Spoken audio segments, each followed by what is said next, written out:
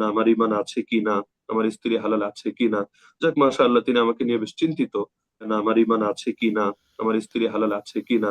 যাক মাশাআল্লাহ, তিনি আমাকে নিয়ে বেশ চিন্তিত। এবং তিনি আহ আমাকে হয়তো কালেমা পড়ানোর জন্য মানসিক ভাবে রেডি আছেন, এজন্য তাকে আন্তরিক ধন্যবাদ। এই যুগে এমন উপকারী বা কয়জনে করে। তো আমার ইমান আছে কি না এটার ব্যাপারে আমি তো বললামই যে যেই কারণটা তিনি দেখালেন তার ব্যাখ্যা তো আমি স্পষ্ট ভাবে দিলাম। তারপরও যদি মনে হয় তার কাছে যে না আমি আর মুসলমান নেই, আমি কাফের হয়ে গিয়েছি, স্পষ্টভাবে ফতোয়া দিতে দ্বিধা নেই। অতীতে এমন বহুত হয়েছে। ইমাম বুখারী রহমাতুল্লাহ আলাইহিকে তার জামানায় ফতোয়া দিয়ে দেশ থেকে বের করে দেওয়া হয়েছে।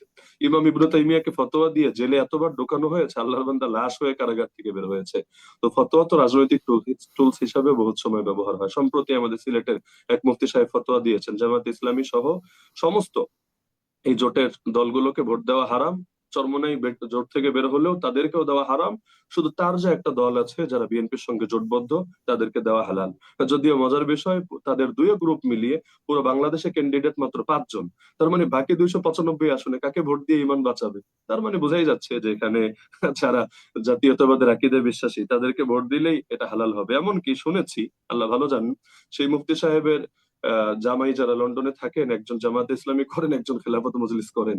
তো যদি জামাতে ইসলামী আর খেলাফত মজলিস করলে ইমান নাই থাকে, তাহলে ওনাদের জামাইদের ইমানেরই বা কি অবস্থা, এবং তাদের সঙ্গে মেয়েরা সংসার করলে তাদের কি অবস্থা, এটা আল্লাহ রাব্বুল আলামিন ভালো জানেন। তিনি প্রশ্ন করলেন, গণতন্ত্রের মাধ্যমে জুলুম দূর করা সম্ভব কিনা, গণতন্ত্রের মাধ্যমে শত লোকের শাসন কায়েম হবে কিনা।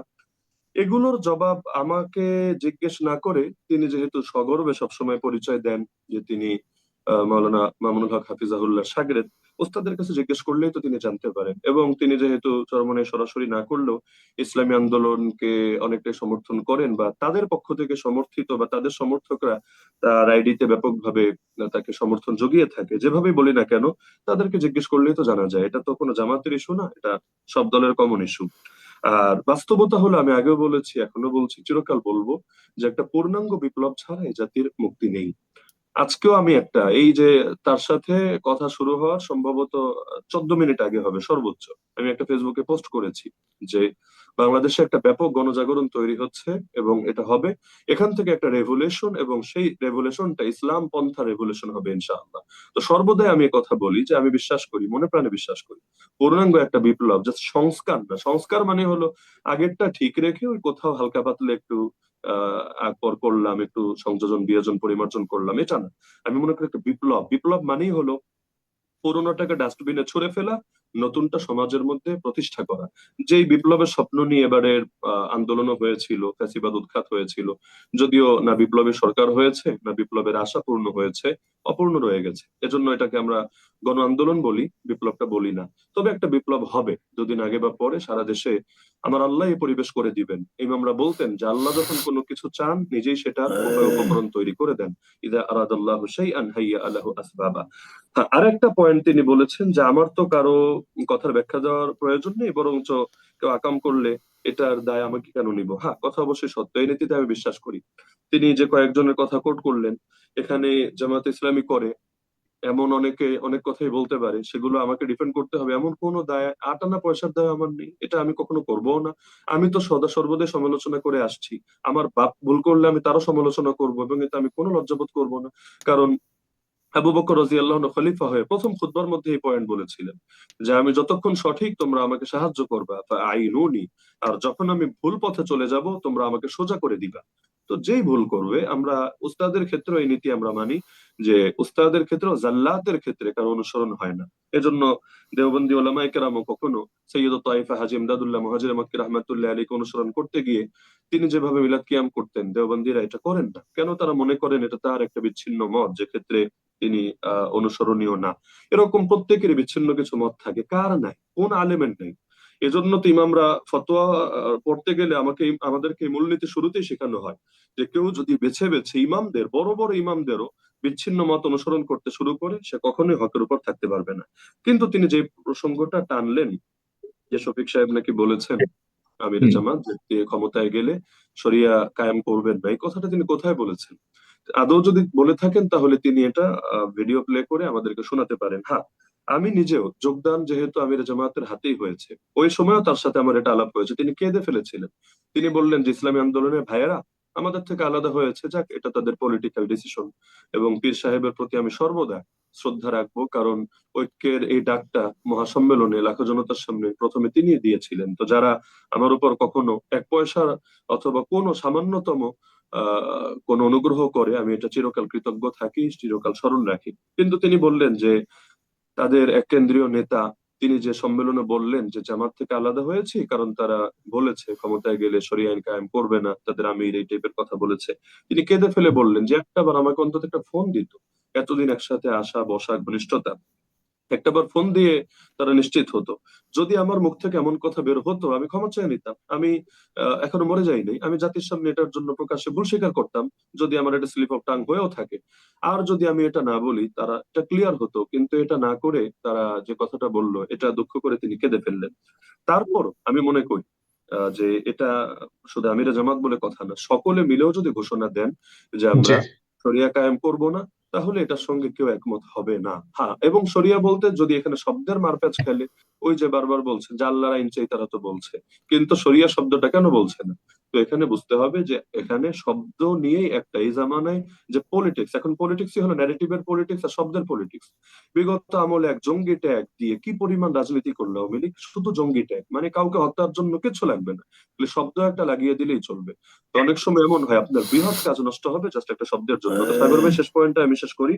আপনি বলেছিলেন যে একটা ইসলামী দল থেকে অমুসলিম প্রার্থী হতে পারে কিনা, এটা প্রসঙ্গে আপনি বলেছিলেন। তো এটার জবাব আমি না দিয়ে রেজন রফিকে ভাই একটা কথা মাঝে বললেন যে যদি ইসলামী রাষ্ট্র হয়, সেখানে যারা অমুসলিম থাকবে তারা স্বাধীনভাবে নিজেদের ধর্ম পালন করবে, এবং তারা তাদের কথাগুলো তারা রাজনৈতিক দলও করবে, তাদের কথাগুলো রাষ্ট্রের সঙ্গে উপস্থাপনও করবে, যাতে করে তাদের যে কোনো ধরনের সংকট সমস্যা এগুলো রাষ্ট্র দূর করতে পারে। এই পয়েন্টটা তিনি যদি বলেন, তাহলে যেই আসনে জামাতের অমুসলিম প্রার্থী আছে, সেই আসনের মেজরিটি কারা? সেই আসনের মেজরিটি যদি মুসলিম হতো আর তাদের উপর কোনো অমুসলিমকে চাপিয়ে দেওয়া হতো, তাহলে প্রশ্নটা যৌক্তিক ছিল। কিন্তু আজও আমি ওই সেই প্রার্থীর আসনে যিনি নির্বাচন কমিটির সদস্য সচিব, এই হোটেল ইন্টারকন্টিনেন্টালে পলিসি সামিটে আমার সঙ্গে তার সাক্ষাৎ হয়েছে, তিনি নিজে বললেন যে সেখানে 60% ভোটারদের 60%ই হলো হিন্দু ভোটার, সনাতনী ভোটার।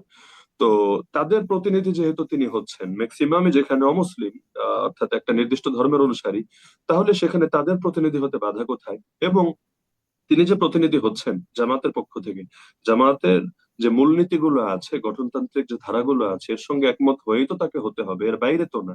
তিনি সেখানে গিয়ে ইসলামের বিপক্ষে, আইনের পক্ষে কথা বলবেন, এবং জামাত যে আদর্শ লালন করে সম্পূর্ণ এর বিরোধী কথা বলবেন, এর সুযোগই তো তার জন্য নেই। এমন হলে তো দলই তাকে রাখবে না, তিনি বহিষ্কৃত হবেন।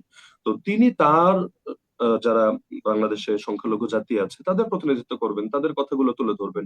তো আফগানিস্তান একটা ইসলামী ইমারা হয়ে গিয়েছে, সেখানেও আপনারা দেখেছেন যে তাদের সরকারের ভেতরে, তারা দায়িত্বশীলদের ভেতরে শিয়া হাজারা গোষ্ঠীর লোক রেখেছে, যারা মুসলমান কি মুসলমান না এটা নিয়ে সেই বিতর্কে আমি যাচ্ছি না। এটা রেজন রফিক ভাই আমার চাইতে আরো ভালো অবগত আছেন।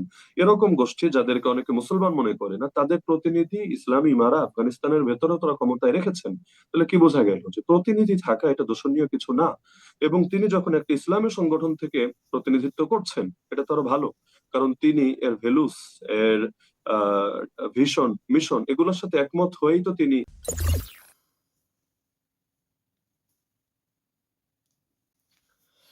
আলহামদুলিল্লাহ।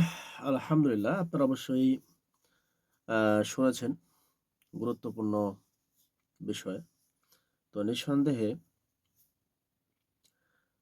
বর্তমান সময় আপনাদেরকে অবশ্যই সচেতন হতে হবে, প্রত্যেকটা বিষয়ে নিয়ে গবেষণা করতে হবে, ভাবতে হবে আসলে কোনটা সত্য কোনটা মিথ্যা এবং কি হচ্ছে দেশে, ইত্যাদি ইত্যাদি। এই সমস্ত কিছু সঠিক ইনফরমেশন যদি আপনারা পেতে চান, অবশ্যই আমার এই চ্যানেলটি সাবস্ক্রাইব করে পাশে থাকবেন, শেয়ার করবেন, লাইক করবেন।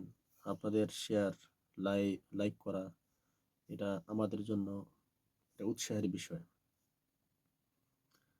নিঃসন্দেহে আপনারা লাইক শেয়ার করলেই পরবর্তীতে নতুন করে ভিডিও তৈরি করা একটি উৎসাহ তৈরি হয়। এজন্য আমি বলবো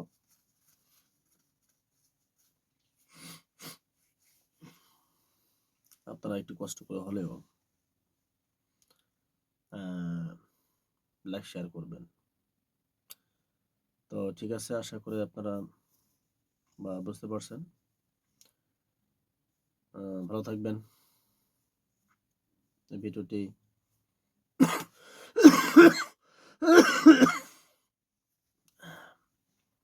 এই পর্যন্ত রাখতে চাচ্ছি। আপনারা শুরু থেকেই যদি না শোনেন, অবশ্যই শুরু থেকে শুনবেন। তাহলে আপনারা পুরো বিষয়ের সত্যতা আপনি পেয়ে যাবেন আশা করি। আর যদি না দেখেন শুরু থেকে, তাহলে কখনোই আপনারা বুঝতে পারবেন না। এটা হলো মূল বিষয়। তো ঠিক আছে, আল্লাহ সুবহানাহু ওয়া তাআলা আপনাদের সবকে ভালো রাখুক। আসসালামু আলাইকুম ওয়া রাহমাতুল্লাহি ওয়া বারাকাতুহু।